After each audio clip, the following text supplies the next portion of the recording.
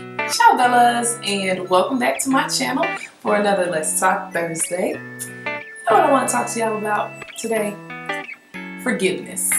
But I want to couple that with what is expected of us as Christians when we forgive, but what is not expected of us as well. If you know God's word, you know He commands us to forgive. Simple. He commands us to forgive as He forgives us over and over, continuously, because we mess up all the time. But what He doesn't expect from us is to be a doggone fool. I'm just gonna keep it really real. I'm just gonna share a little personal experience with you guys. And I actually have a friend dealing with something similar with a friend of hers who's done something to kind of betray her. And we were discussing it and just talking about how you can't ruin your witness by allowing someone to make you act out of character or act out of how the way that you've been walking, the strides that you've made on your journey with Christ. You can't go backwards because somebody does something to offend you, to hurt you. We just finished having that conversation, and lo and behold, I had to deal with something very similar with someone who has shown me who they are, but I've chosen to forgive and extend grace and try to work on building this relationship because I feel like it's an important relationship. But at the end of the day, God tells us to turn the other cheek, but He doesn't say keep sticking it back out there to continue to get smacked around, okay? He wants us to forgive, and you can forgive the person, you can continue to love them, and not continue to put yourself in situations where you're constantly hurt.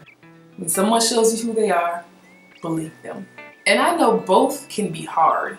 To forgive someone after they've hurt you is hard, and to let go of relationships that you feel like hold value in your life, that can also be hard. But I think it's something that we have to learn to do to be able to experience growth and go to the next level in this journey. So for me, I'm going to choose to forgive.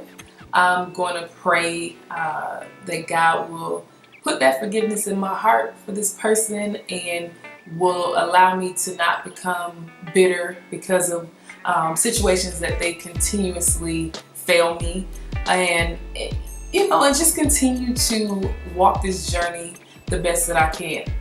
I'm not God, so I'm not going to get it right every time, but I want to at least make a conscious effort to strive towards that, to strive towards looking and acting more like Christ, and I encourage you to do the same. If you have people in your life that continuously show you who they are and it's continuously hurting you and putting you in situations where it's causing you to want to be bitter towards them and angry towards them, it may be time to put some distance between that relationship and not allow them to have that much of an effect on your life.